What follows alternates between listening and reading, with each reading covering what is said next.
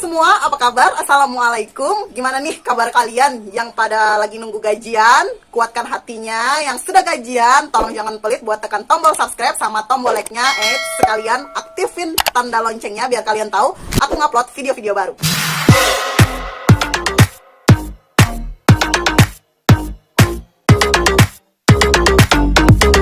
Dan selamat datang di channel aku.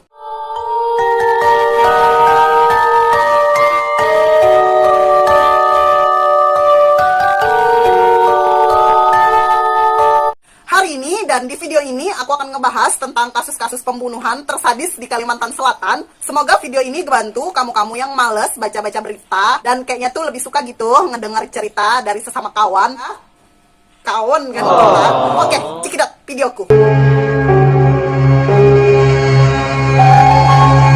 Kasus ini terjadi pada tahun 2018 yang lalu ya Wal ya, tepatnya pada tanggal 10 Juni 2018 sekitar jam 1:30 malam, ada seorang pria bermotor yang menggunakan helm dengan masker menitipkan sebuah box stroller plastik berwarna putih biru gitu di musola Al-Musyarofah, Sungai Tabuk, Kabupaten Banjar, Kalimantan Selatan, Wal. Tanya nih, waktu jam 1:30 itu masih ada beberapa anak masjid, beberapa jamaah yang lagi tadarus Al-Quran. Jadi datanglah kan pria dengan menggunakan sepeda motor, menurunkan box dari atas motornya. Karena melihat nih beberapa anak masjid ini tadi, pria ini mau menurunkan box itu dari atas motornya dan terlihat sangat berat.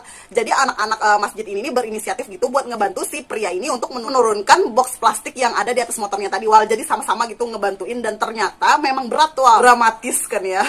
Si pria ini mengaku bahwa di dalam box tersebut berisikan baju-baju yang mau dia jual nantinya, Wal. Jadi dia ini berpesan sama anak-anak masjid bahwa dia minta dijagakan box dia ini, Wal, dan pamit pura-pura mau ngambil HP dia yang ketinggalan. Pertamanya box ini nih diletakkannya tuh di depan pintu WC musola, Wal. Terus sama anak-anak masjid gitu, sama jamaah lain itu, mereka nih berinisiatif untuk menaruh box tersebut ke dalam musola biar bisa jagain gitu, biar nggak diambil orang. Saat ditunggu nih, pria ini nggak balik-balik untuk mengambil boxnya sampai menjelang subuh, Wal. Sehingga ini menimbulkan kecurigaan bagi para jamaah-jamaah lain dan penasaran nih apa sih sebenarnya isi box ini. Akhirnya dibukalah itu, Wal, isi box itu. Dan di dalam box itu tuh ternyata ada sesuatu yang dibungkus dengan plastik berlapis-lapis dengan rapi. Saat dibuka plastik itu, betapa kagetnya para jamaah-jamaah masjid karena melihat ada bagian tubuh mayat seorang wanita ada di dalam box itu, Wal. Jadi ngelihatnya baru dikit gitu. Heboh lah ya kan. Terus habis itu dipanggillah polisi. Kemudian diselidiki, identitas si mayat ini aja nih belum diketahui, beritanya nih udah heboh, Wal, waktu itu. Bahkan nih ada yang mendesas-desuskan gitu, menyebarkan rumor bahwa mayat yang di dalam box ini adalah mayat korban mutilasi, Wal. Ternyata enggak, bahwa mayat di dalam box itu ternyata tidak dimutilasi dan masih utuh. Dan mayatnya itu ditekuk gitu, Wal, supaya muat di dalam box plastik stroller ini. Setelah polisi melakukan penyelidikan, akhirnya ditemukanlah identitas mayat wanita tersebut, bernama dengan Linda, berusia 32 tahun, seorang warga di Desa Anjir, Kapuas, Kalimantan Selatan. 12 jam setelah penemuan mayat tersebut, polisi pun akhirnya mendapatkan identitas tersangka pembunuhan dan polisi pun berhasil menangkapnya di Jalan Sultan Adam, Kabupaten Banjar, yang merupakan rumah si pelaku, Wal. Dan ternyata pelaku ini nih adalah suami siri korban itu sendiri, Wal. Tapi ada juga sih artikel yang aku baca dan mengatakan bahwa pelaku ini sebenarnya bukan suaminya, hanya sekedar berstatuskan pacar atau kekasih korban aja. Tapi saat pelaku ini diinterogasi oleh pihak polisi, pelaku mengaku bahwa mereka ini sudah menikah secara siri dan pelaku ini bernama Riyad. Riyad mengaku kepada kepolisian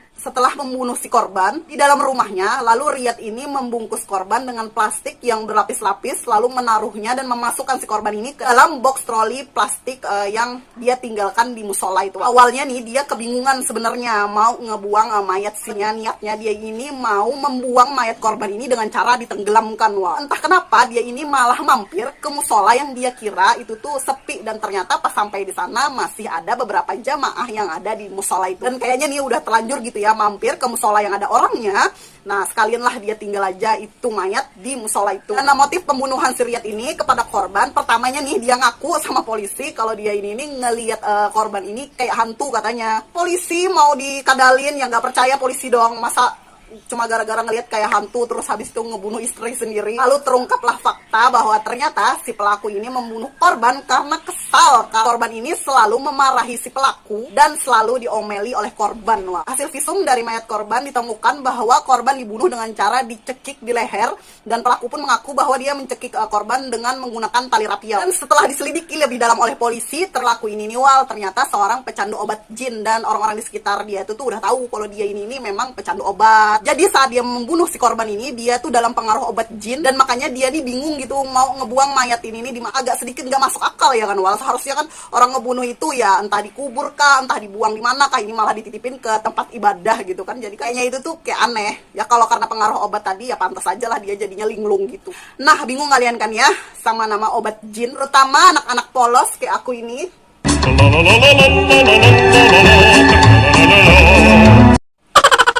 Tuh obat jin. Oh alah, ternyata obat jin ini merupakan nama lain dari obat jenit yang kalau diminum sesuai takaran suka-suka bikin ngefly gitu. Wow. Pecandu obat ini akan sering hilang ingatan, tidak sadarkan diri jika melakukan sesuatu hal, apalagi melakukan kejahatan. Jujur ya, sebenarnya Kalimantan Selatan ini darurat banget dengan narkotika yang jenis ini, Wal. Gak sekali dua kali nih gegara obat ini, pecandu jadi berani melakukan tindakan-tindakan kejahatan dan kriminalitas lainnya. Kan Polda Kalsel pun pernah menggerebek sebuah gudang penyimpanan obat-obat jenit ini sebanyak 7 juta butir, Wal. Di kilometer 5 Ahmad Yani Banjarmasin, Kalimantan Selatan. Dan sampai sekarang pun polisi tetap giat memberantas peredaran obat jin ini. Wal, oh Wal, ampe-ampe sudah. Sudah, cukup sudah. Mustahil ada masa depan di pil ini, Wal. Yang kamu percaya bisa bikin kamu bahagia, jaga keluarga kita, adik-adik kita, kawan-kawan kita, anak-anak kita. Karena obat ini harganya murah, Wal. Jadinya bisa dibeli oleh orang kalangan bawah, paling bawah sekalipun, Wal. Kamu kalau ngelihat pengedar-pengedar begini, laporin aja lah, jangan takut. Sama yang make pun laporin aja. Daripada nanti ujung-ujungnya ngebunuh orang yang gak berdosa, berantas dan lawan narkotika bersama. Merdeka. Kasus kedua ini juga terjadi pada tahun 2018 silam dan sempat menghebohkan Kalimantan Selatan. Hari itu jam 2 siang, tepatnya di tanggal 20 November 2018, di Lok Baintan, Sungai Tabuk, Kabupaten Banjar, Kalimantan Selatan, melintas seorang warga di jalanan tersebut, Wal. Yang awalnya dia ini berniat buat buang air kecil. Kebiasaan ya, laki-laki kalau buang air kecil sukanya di rumputan gitu, ngadem, nggak mau mampir di musola. Warga tersebut kaget dan langsung histeris ketika melihat sesosok tubuh manusia yang sedang posisi tertidur telungkup, tapi bagian kepalanya tidak ada, Wal. Karena penemuan warga tersebut, akhirnya dilaporkan kan ke polisi, terus polisi pun melakukan penyelidikan, tapi agak susah, Wal, karena kan kepalanya ini tadi kan sudah nggak ada nih. Untuk mengungkapkan identitas si korban ini tadi agak sulit. Kemudian dilakukanlah penyelidikan dengan menggunakan sidik jari si korban. Menurut data dari sidik jari korban bernama Rahmadi yang beralamat di Desa Tatahlaya, Kabupaten Banjar. Terakhir dia ini pamit sama bapaknya mau pergi sama temennya buat datangin pekerjaan. Tapi setelah pamit itu tuh nggak balik-balik, kata bapaknya. Berbekal dengan peralatan dan informasi-informasi dari saksi, polisi akhirnya menemukan titik terang kasus ini, Wal, dan langsung mengejar tersangka. 2 hari setelah penemuan mayat ini, di tanggal 22-nya, tersangka ditangkap di Desa Bentok Bati-Bati yang bernama Ahmad, berusia 19 tahun. 19 tahun ini, Wal. Selama melakukan penangkapan kepada pelaku ini, Wal, polisi tetap mencari bagian kepala si korban ini dengan menyusuri di sekitaran tempat TKP, tapi tidak menemukannya, Wal. Lalu si Ahmad ini pun menceritakan kronologi pembunuhannya kepada polisi. Ahmad pun mengaku bahwa dia mengajak korban pergi untuk mendatangi kerjaan di Palangkaraya dengan iming-iming gaji 7 juta sebulannya, Wal. Si korban ini pun tertarik dan kemudian janjian sama si pelaku ini di luar, bertemu gitu di suatu tempat. Lalu sama-sama berdua menuju arah ke Kalimantan Tengah. Pas sudah sampai di TKP, si Ahmad ini pura-pura mau buang air kecil, Wal. Dia ini bersandiwara, sok-sokan takut gitu karena waktu itu keadaannya udah maghrib, udah gelap. Dia ini tuh minta ditemanin sama si korban. Jadi ayolah, Wal, temani aku dulu, kencing, takut gelap kalau ketemu hantu gitu mungkin alasannya. Dan ini nih, kalian harus hayalin ceritaku ya. Coba kalian hayalin. Dan saat si korban ini menemani si pelaku untuk buang air kecil, saat mau buang air kecil itu nggak sengaja si korban ini menjatuhkan HP-nya. Jadi saat menjatuhkan HP, dia itu menunduk mengambil HP-nya, dan seketika itu juga si pelaku mengeluarkan parang yang dia simpan dari awal berangkat itu, lalu langsung menebas kepala si korban. Bisa nggak kalian hayalin?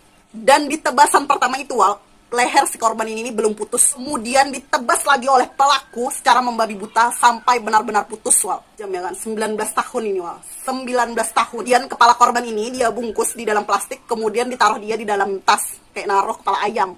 Gila kan, amat ini psikopat. Dibuang amat kepala si korban ini dengan tas-tasnya juga beserta parang yang dia gunakan untuk menebas kepala si korban tadi itu ke bawah jembatan Barito. Amat pun mengaku motif pembunuhannya ini karena merasa sakit hati kepada korban, karena korban ini sering membuli si pelaku dan sering berkata kasar, Wal. Katanya sih si korban ini sering ngata-ngatain dia dengan sebutan, maaf nih ya, kotoran manusia gitu, Wal. Ternyata si pelaku ini baru aja dipecat dari tempat pekerjaannya karena dituduh mencuri. Karena si korban ini juga turut ikut andil dalam pencurian tersebut, lalu si Amat ini pun menyebutkan nama si korban kepada bos. Akhirnya si korban ini pun ikut-ikutan juga dipecat, Wal. Nah, makanya itu tadi kan ternyata mereka berdua ini baru aja jadi pengangguran. Nah, rasa sakit hati yang mendalam ini dan juga dendam yang menumpuk-numpuk ini tadi, makanya si Amat ini pun merencanakan pembunuhan itu. Ya, Wal ya, biasanya kalau kita itu kawan yang udah deket gitu, bercanda-canda dengan menggunakan kata-kata kasar itu biasanya biasa ya. Kayaknya tuh lucu gitu. Kebanyakan nih memang kan biasanya nih laki-laki itu kalau memang bercanda sama temen-temennya, memang mereka tuh kayaknya ceplos-ceplos gitu kan. Ya kalau Banjar lah, bola, tabuk lah, bangsat lah. Itu udah biasa gitu, kayak udah lucu aja gitu. Tapi dari kasus ini kita jadi sadar ya, Wal ya, kalau ternyata manusia itu memang berbeda-beda hatinya. Jadi kamu juga harus mesti hati-hati dalam bercanda, dalam bicara, dalam berkelakuan. Gak semua gitu teman-teman kita ini berhati badak yang enjoy-enjoy aja kalau dikatain kasar. Pokoknya yang paling aman, kamu harus tetap jaga sopan santun dan jangan bicara kasar. Dah, itu dah paling aman dah. Kasus ketiga ini terjadi di tahun 2020 kemarin. Sini menewaskan anak di bawah umur yang berinisial YA, 14 tahun, dan dia bekerja sebagai wanita prostitusi online. Ini nih salah satu penyakit prostitusi online di Kalimantan Selatan yang bisa melancar secara lancar dengan aplikasi yang bisa mencari teman-teman di sekitar 20 km, 30 km, 50 km. Yang pelakunya itu suka pakai kode-kode BO ya, gitu. Lah bingung aku BO apa, ternyata booking, Wal.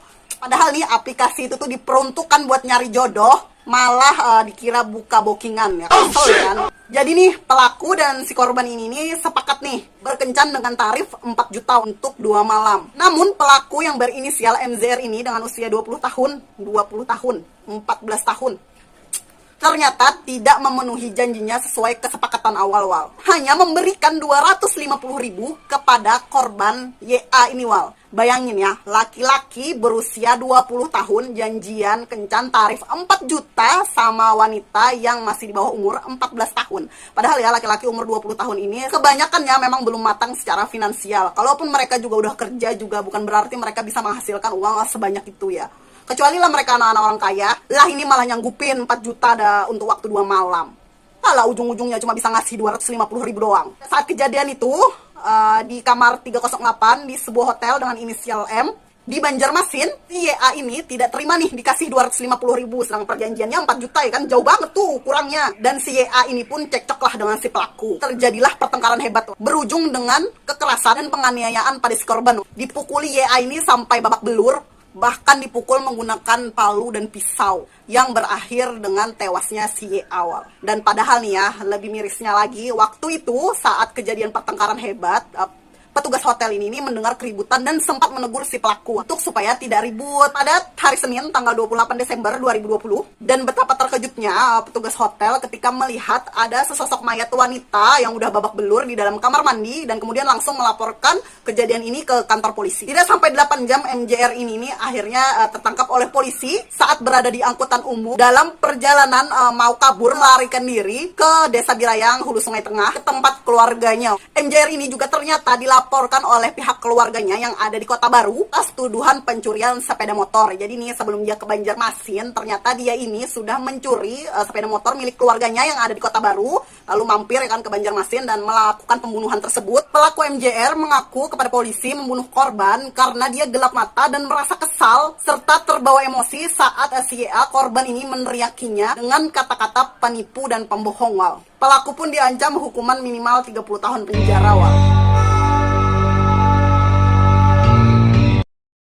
Kamis pada jam 4 sore pada tanggal 5 Maret 2020, warga Tamban digemparkan dengan penemuan jasad seorang laki-laki yang terkubur di tengah areal persawahan di Desa Jelapat Baru, Andil Derawa, Kecamatan Tamban, Kalimantan Selatan. Diketahui mayat korban ini adalah seseorang yang berinisial H. Pelakunya ternyata merupakan mertua H sendiri. Pembunuhan terjadi karena disebabkan yang awalnya itu tuh cuman karena cekcok rumah tangga, Wal. Jadi nih si H ini, si korban ini nih menikah dengan anak pelaku yang berinisial R, dan menurut pengakuan si R dengan keluarganya bahwa si korban ini nih waktu semasa berumah tangga dengan si R itu tuh tidak bekerja, sering kasar, juga membajak orang lain, suka mabuk-mabukan dan juga berjudi, Wal. Pengakuan si R ini nih, korban ini nih memang sudah sering kali mengancam membunuh keluarga pelaku jika keluarga-keluarganya ini tidak bersedia memberikan uang kepada si korban. Kan si korban ini, si H ini juga pernah memukul istrinya hingga mengalami luka di bagian kepala istrinya. 4 hari sebelum ditemukan mayat, si korban ini cekcok dengan istrinya, Wal, yang si R ini tadi, karena kan si H ini perangainya tadi kan kasar ya kan. Nah, takut si R ini tadi melarikan diri ke rumah orang tuanya, rasa anaknya ini terancam ya kan. Terus habis itu dikasarin nih sama suaminya, yang si korban ini tadi. Si ayah R ini pun juga merasa kesal dan geram terhadap korban ini. Tanggal 2-nya, si H ini, si korban ini datang ke tempat mertuanya sambil marah-marah, Wal. Lalu mendatangi si ayah mertuanya ini, si pelaku ke pondok dekat sawah. Pelaku tahu bahwa si korban ini sedang marah-marah mencari dia. Lalu si pelaku ini bersembunyi di antara semak-semak di kebun singkong yang ada di persawahan itu. Tapi korban ini terus, Wal, berteriak-teriak dengan marah, memanggil-manggil si pelaku dan menyuruh dia untuk keluar gitu dari tempat persembunyiannya. Hayalan nih ceritaku ya. Jadi kan ya, si korban ini tadi kan teriak-teriak tuh di pertengahan sawah ya kan, nyari bapak mertuanya. Marah-marah nih ceritanya, suruh keluar woi, keluar gitu ya kan. Pelaku ini tadi kan sembunyi tuh di semak-semak di antara rerumputan singkong. Dan waktu itu nih keadaannya udah maghrib, udah gelap. Si bapak mertua ini tadi, si pelaku ini tadi berjalan mengendap-endap dengan pelan menunggu si korban ini lengah. Dan ketika si korban lengah, si pelaku ini langsung memukulkan kayu ke wajah si korban.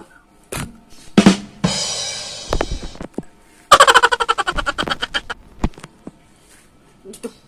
Si korban ini pun terjatuh dari motornya. Selanjutnya setelah si korban ini jatuh, si pelaku kemudian memukul kembali bagian kepala si korban, dan akhirnya si korban pun tewas, Wal. Setelah si korban ini tadi tewas, yang si H ini tadi, si bapak mertua yang merupakan pelaku pembunuhan ini, dia memanggil istrinya dan anaknya, si R tadi yang merupakan istri dari si korban, untuk membantu dia menguburkan jasad si korban ini, Wal, di areal persawahan itu, Wal. Jadi kenapa nih ya kasus ini jadi bisa terkuak? Itu karena keluarga korban, si H ini tadi mencari-cari si H kemana-mana tapi tidak bisa menemukan si H. Keluarga H ini sempat menanyakan kepada istrinya yang si R, tapi si istri korban ini cerita kepada keluarga si H bahwa katanya si H ini udah minta izin sama dia untuk mencari pekerjaan tapi tidak ada kabarnya dan tidak pulang-pulang. Bahkan nih istrinya si H ini yang si R ini tadi merekayasa melaporkan ke Kapolsek Anjir mengaku bahwa suaminya ini hilang dan tidak pulang-pulang. Tapi nih keluarga korban nih kayaknya udah ada feeling gitu, kayak emang ada tidak rasa percaya gitu kan. Besoknya keluarga korban ini kembali lagi mendatangi si R dan mendesak si R ini untuk mengatakan hal yang sebenarnya, Wal. Karena desakan itu akhirnya istri korban ini pun mengaku memberitahukan letak mereka menguburkan jasad si H. Pelaku yang merupakan bapak mertua si H ini mengaku kepada polisi melakukan pembunuhan tersebut karena merasa terancam daripada gitu dibunuh duluan oleh si H. Ya, bapak mertua ini memutuskan untuk membunuh duluan menantunya, Wal. Dan ibu mertua si korban ini juga istri si korban pun ikut juga ditangkap oleh pihak polisi, Wal. Gimana menurut kalian tentang kasus ini? Soalnya kasus ini nih antara si pelaku dan si korban kayak buah si malakama ya kan, Wal. Ya gitulah pokoknya, no comment. Nah, tiba kita di kasus terakhir yang pengen aku ceritakan sama kalian. Ini sengaja aku ceritakan paling terakhir karena ini adalah kasus yang paling menarik dan paling menonjol di Kalimantan Selatan. Dan tertangkapnya pelaku itu tuh setelah 5 tahun melakukan pembunuhan, Wal. Ini, Wal, bermula pada tanggal 17 Juni 2013 yang lalu, ya udah lama ya, di Desa Bentok, Kecamatan Bati-Bati, digegerkan dengan penemuan mayat di dalam sumur yang sudah tidak terpakai lagi. Di sebuah lahan bekas stokpel batu bara. Setelah dilakukan tes DNA oleh pihak kepolisian, korban yang ada di dalam sumur itu ternyata berjumlah 2 orang, Wal. Jadi ada 2 orang yang berbeda di dalam sumur itu. Korban pertama bernama Muhammad Amrusi, merupakan warga Cempaka, Banjarbaru, dan waktu itu masih berusia 14 tahun, Wal. Korban kedua bernama Mas Rafah yang merupakan warga Banyu Irang, Bati-Batiwal. Dan menurut informasi ya, kalau tidak salah saat itu Mas Rafah ini berusia 39 tahun. Diketahui dari hasil otopsi bahwa kedua korban ini meninggal di waktu yang berbeda. Muhammad Amrusi ini dibunuh pada tahun 2011 dan Mas Rafah ini dibunuh pada tahun 2012. Penyelidikan polisi meyakini bahwa kedua korban ini adalah korban perampokan karena sepeda motor dan handphone korban juga turut lenyap. Dan dari hasil penyelidikan, polisi pun menemukan satu tersangka dengan nama M. Nur alias Nunoy dalam tersangka pembunuhan Mas Rafah. Jadi yang korban yang keduanya. Nunoy ini berhasil ditangkap pada tahun 2016 di perumahan Villa Tamara Samarinda, Kalimantan Timur, dan melarikan diri selama 4 tahun dengan mengubah identitasnya dari namanya M. Nur menjadi Nur Hadi yang aslinya kelahiran Bentok, terus dirubah dia menjadi kelahiran Blitar, serta menjadi warga Samarinda, artinya punya KTP Samarinda. Untuk mengelabui pihak polisi, dia nih sampai mengubah yang awalnya dia ini fasih berbahasa Banjar, dirubah dia menjadi fasih berbahasa Jawa dengan logat-logatnya, karena kan dia ini tadi merubah tempat tinggalnya menjadi kelahiran Blitar kan, jadi dia bersandiwara menjadi orang bersuku Jawa. Oh my god, pantesan kan polisi udah tahu nih identitas, tapi sulit menangkap dia saat dia melarikan diri karena ternyata dia ini merubah identitasnya di KTP. Misalnya ala-ala pembunuhan di film-film nih, melarikan dirinya. Nunoy mengaku motif pembunuhan dia terhadap almarhum Mas Rafah ini ingin menguasai harta si korban Jadi ya anggaplah ini memang perampokan gitu. Ini nih benang merah pembunuhannya. Si Nunoy ini ternyata melakukan pembunuhan ini nggak sendiri Dia dibantu oleh temannya bernama Rosihan Anwar yang waktu itu langsung dinyatakan buron oleh pihak polisi. Tenang, sabar, panjang ini masih kasusnya. Polisi pun langsung tahu bahwa yang melakukan kedua pembunuhan tersebut ini adalah si Rosihan Anwar itu. Nah, kemudian pada tanggal 25 Juli 2018, polisi menjemput seorang tahanan bernama Muhammad Lamsi yang ternyata dia adalah adik kandung dari Rosihan Anwar. Rosihan Anwar yang buron tadi itu, Muhammad Lamsi ini meringkuk di penjara Palangkaraya itu karena terbukti bersalah atas pembunuhan Rian, seorang waria pemilik sebuah salon kecantikan di Palangkawal. Muhammad Lamsi ini mengaku membunuh si Rian ini, si waria ini, karena dia menolak untuk disodomi oleh Rian pada tahun 2016. Pada tahun 2018 masa tahanan dia ini mau habis kemudian dijemput oleh pihak polisi dari jajaran Polsek Tanah Laut. Di dalam penyelidikan ini, Muhammad Lamsi ini akhirnya mengakui bahwa dia terlibat dalam 2 pembunuhan. Yang pertama tadi dia mengaku pembunuhan terhadap Rian, dan yang keduanya dia mengaku telah ikut terlibat dalam pembunuhan korban yang bernama Amrusi tadi yang ikut ditemukan di dalam sumur yang tidak terpakai di desa Bentok Bati-Bati. Lamsi ini pun bercerita kepada polisi bahwa ternyata si korban yang Amrusi ini tadi ternyata adalah kawan dia sendiri. Jadi yang melakukan pembunuhan itu di kedua mayat itu ternyata adalah Rosihan Anwar, kakaknya, dan dia ini cuma turut membantu menyingkirkan mayat korban tersebut. Jadi kronologisnya di korban pertama tadi itu jadi si Muhammad Lamsi ini tadi berteman gitu sama Amrusi, si korban pertama. Dia yang ngajak si korban buat jalan-jalan ceritanya, tapi ternyata menemui si kakaknya Rosihan Anwar. Kemudian Rosihan Anwar yang membunuh si Muhammad Lamsi, si Antoni ini tadi, suruh kakaknya untuk membelikan bensin. Dibelilah bensin, kemudian mereka buang sama-sama mayatnya ke dalam sumur, lalu dibakarlah oleh Rosihan Anwar mayat itu. Rosihan Anwar, si kakaknya, membawa sepeda motor korban, sedangkan si Muhammad Lamsi ini cuma dapat jatah HP-nya si korban aja. Dan ternyata kan nih Rosihan Anwar udah buron ya kan, udah dicari kemana-mana sama polisi ini, ternyata nggak ketangkap-tangkap. Tapi ternyata Rosihan Anwar ini sudah ditahan oleh pihak kepolisian di Rutan Buntok Barito Selatan perkara akibat kekerasan rumah tangga dan mendekam selama 1 tahun 6 bulan di rutan itu. Jadi dia ini ketangkap polisi cuma gara-gara masalah KDRT Nah, karena kan semua pihak polisi bekerja sama dan ternyata diketahui bahwa Rosihan Anwar ini ternyata buron.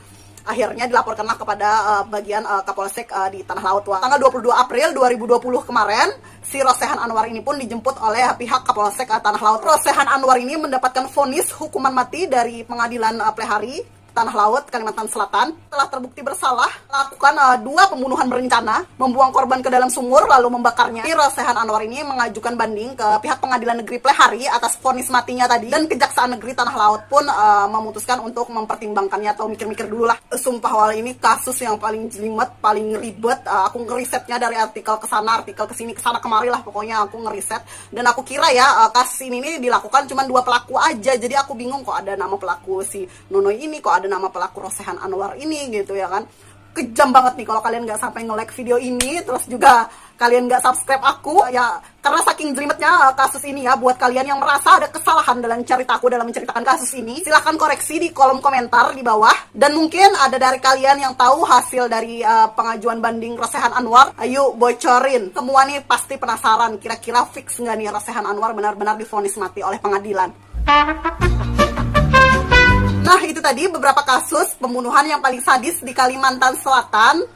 Jika ada salah kata dan cerita dari Ella minta maaf. Dan mari sama-sama kita ngedoain semoga korban-korban tenang di alam sana, tempatkan di tempat yang terbaik. Insya Allah surga untuk mereka ya wal ya, amin. Juga keluarga-keluarga yang ditinggalkan, semoga tabah, kuat, dan ikhlas ya wal ya.